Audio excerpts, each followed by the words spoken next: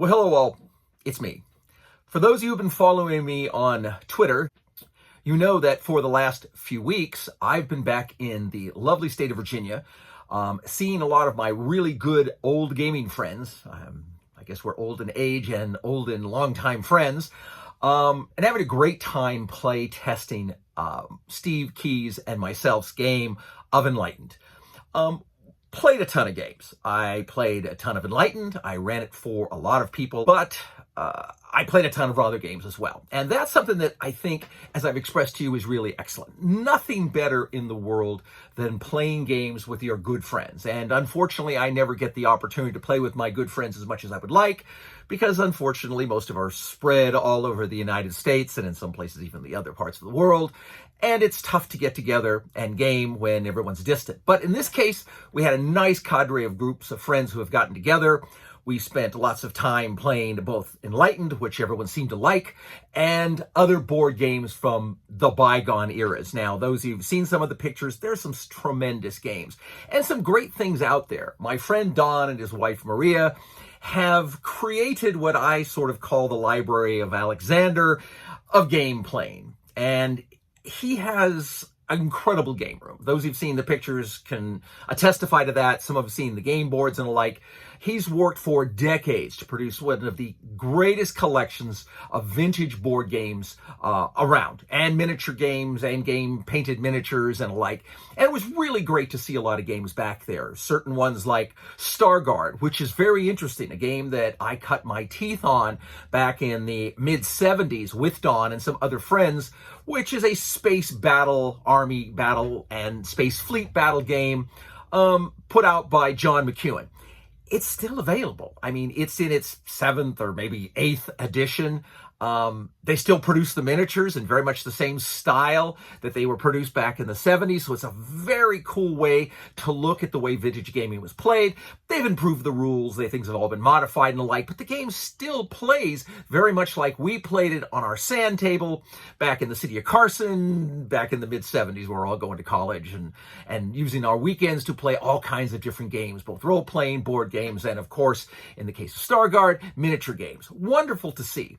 Don had also taken a gladiatorial game that was out back then that was, in all fairness, kind of weak. A small collection of rules trying to put together something never been done before, so you really can't fault them if things didn't work out perfectly. But Don has been a game designer in his own right, really cleaned up the gladiatorial rules. And since back in the day and up until now, we painted all our gladiators in 54 millimeter, which are a really nice size. Don made a beautiful large-scale arena board with all kinds of extra goodies that we haven't really used.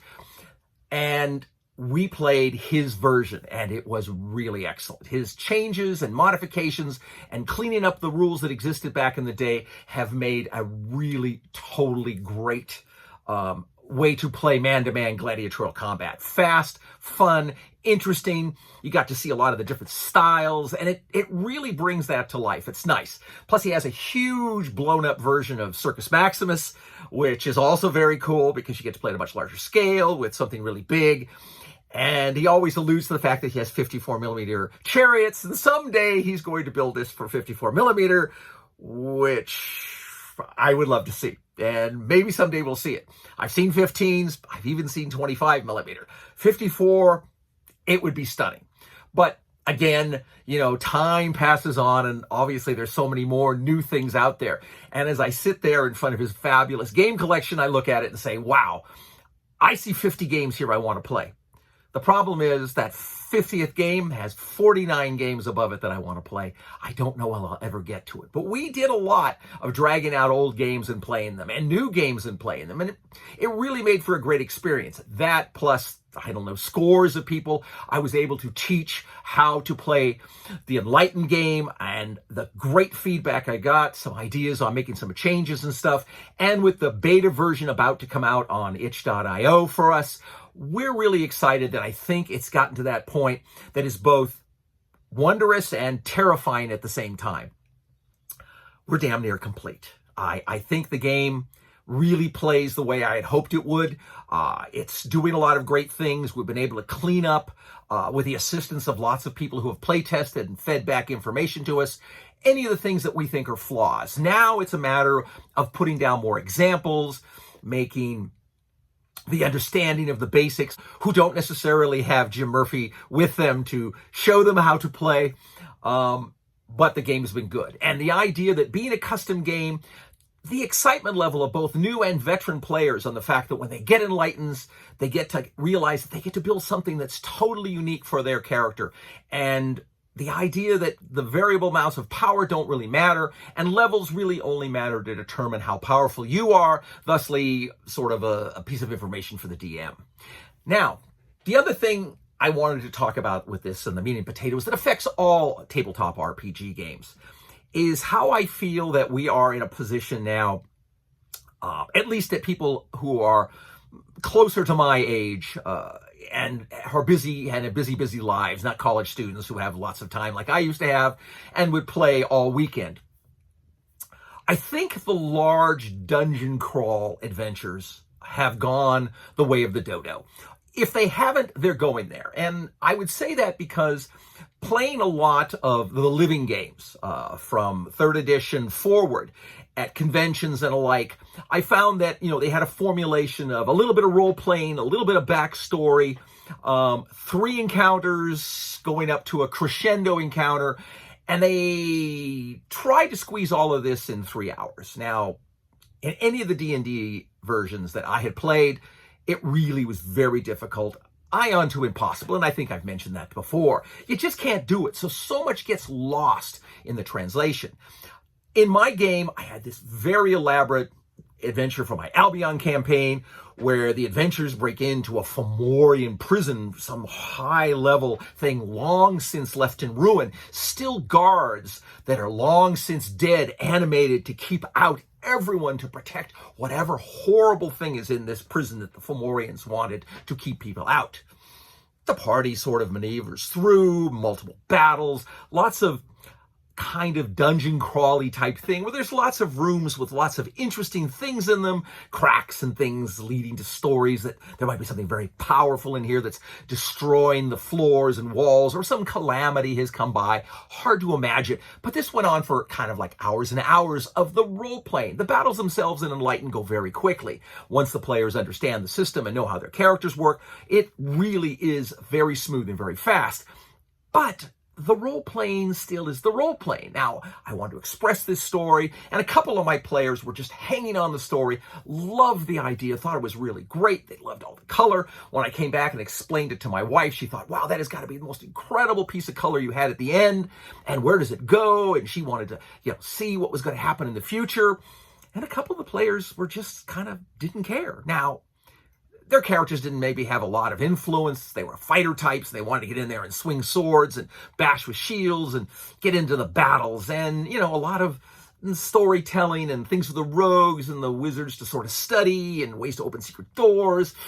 That didn't always thrill people. Now, everyone's usually willing to put up with it for a certain period of time. But when you only have 3 hours, maybe 4 hours at the max for a adventure to go from start A to the end and collect their XP and go home to their lives and families, there's a problem. And I've seen this for quite a while in all the other games, like I mentioned, all the way dating back to 3rd edition. The problem is, like my Monday night D&D 5th edition with Mark. Great group of guys. I really miss playing with them, but there's been so many things that have gotten in the way that I don't get to most of the adventures with them. So I got this character sort of sitting in limbo who's not there to help them out on their adventures. And when the adventure ends with us sort of stuck in the dungeon, well, I'm sort of stuck there, which means if they run, they either have to run me, which would be perfectly fine with me. But I think what they do is they just set him aside, pretend he isn't there. It leaves kind of a bad taste in my mouth, and I don't know how it feels for them. But the point is, it's like you are missing a lot of the story. Because as we played back in Virginia over these weeks that I was back there, we found that certain players would be here for one adventure.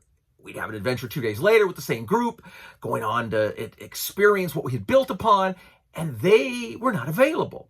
Even if they were going to have to zoom in or whatever, they, for whatever reason, life gets in the way. So they wouldn't be there. Now, because of the nature of it and the fact that people are learning the game, I didn't want to burden people with having to run multiple characters or 3 characters or whatever, though some of them I think would have been more than capable of doing it. it left this continuity issue, which I had to basically explain why, both then and now that I've come back to these players, why they are not where they thought they were in the previous adventure. And that's not great. It made me think that really the way to do things in the future, if you think about it when you're running your own stuff, even if you're using modules, find ways to break it up into bite-sized pieces. I find that a great way to do things is kind of you have an overland process from wherever your home base is to the location that leads some clue to what they find in encounters and people they meet. Maybe, that gets there and they can still run the intro level to the dungeon, which would be like Adventure A. At that point, it finishes up and the party, for some reason, decides to either camp outside or basically be in a position to be transported out or in, depending on where their availability is next time. Then you play Part B, which could be the inner workings, the crawls, the adventuring, the stuff, all the way in, some great battles and some epic stuff. There could be a point where maybe the party has to withdraw and heal up or withdraw and do whatever they're going to do, depending upon whatever game system you're using. And then Part C would be the finale and the big reveal and, of course, all that. And in each one of these, you could have given out, points of progression or experience points or enlightenments or whatever your game mechanic allows. But the point being, it's not one of these adventures where you're just going to be in the same point. We're going to quit here and start here next week. Because as I find, invariably, every time that happens, next week comes or 2 weeks come or whatever the time period is, and people are not available. I think it's better as a DM to write your stuff up so that you have things in bite-sized pieces. Now, if they got lots of time and you have a long-going adventure, you might play Part A, Part B, and Part C. We've done that. And that's great. It works really well, and the people are willing to put in the time, and the adventure goes smoothly and well, and maybe you don't need to educate them on the rules as much and the like. It makes that possible. But I think something for you to think about is when you are doing this, and running your own campaign, or like I said, even running modules, think about how it's going to affect people in their real world life. That they're going to be here next week, but they're not going to be able to be here next week. So yeah, always find a way to break it up. Well, we've got 6 hours today, but we're only going to have 3 hours next time we meet. So it's important in those situations to be very aware of what your player's situation is. Very tough to do, of course, when you have 2 score, 3 score of players who are coming in and going out and stuff. Well, that's the nature of playtesting and building a game, or just having a really, really large campaign. But I think it's workable, and I think somehow you should think about that, because that is how I'm going to present a lot of my Albion campaign adventures for Enlightened as we put this out. So however this gets crowdfunded or, done in small batches through, indie sites or whatever, we're going to get this done. And it's kind of imminent now, so I want to start showing more things of the adventuring. So maybe I'll start doing some actual Enlightened adventure Mambos and the like, and you can sort of see how the mechanics work. That will be helpful also for the people playtesting. So hopefully we'll be there. But I think at this point, the beta test, without giving you a lot of examples, without giving you a lot of suggestions, really gives you enough of the basics that if you are any sort of competent understander of RPG, which I'm assuming most of you guys really are, you'll be able to feed it in and add your own pieces. And that's what I want you to do anyway. Make the game your own. My partner Steve is excellent with the magic users of making these sort of unique spell types that they do all these different things within the capability of what I would have assumed was just the damage dealing spell. So here's your fireball, boom. But he says, no, guy wants to manipulate earth, and he wants it so he can dig pits and walls and shields, and all within the one spell, he's made this an earth manipulation. Now it does a little bit of damage, but he sacrificed a great deal of the damage dealing capability for the ability to shape it into different things he needs. I thought that was really brilliant, something I might not have thought of. But that's what I love about the hobby. The fact that people who are DMs can sit there and work with the players to come up with something in any situation of type of rules that's going to be workable for them. So I'm excited. We're coming down to the wire on this game. Hopefully, like I say, beta should be out in a week or two. I hope I don't get myself in trouble for saying that, but we're trying to get it there. Some of the people who are doing the editing want to try to get some more art in there so we look a little bit more professional and like. I just want to make sure the rules are as tight as I possibly can so that people can get out there and really enjoy playing the game. If you're playing, feedback to me. Again, like I said, I'm really interested in hearing what you want to do, especially before I actually make a print copy of this. and have a final issue up there that'll be available for everybody to play. So I hope everyone's been having a good time. I hope to be starting to do a lot more videos about Mamboing, but right now, like I said, most of the time has just been pouring into getting these rules done correctly and, well, dealing with stuff in the real world and, well, trying to have a little fun with some other games as well. So until I have a chance to speak with you again, remember, fight me devils fight, for I hate peace, and game on.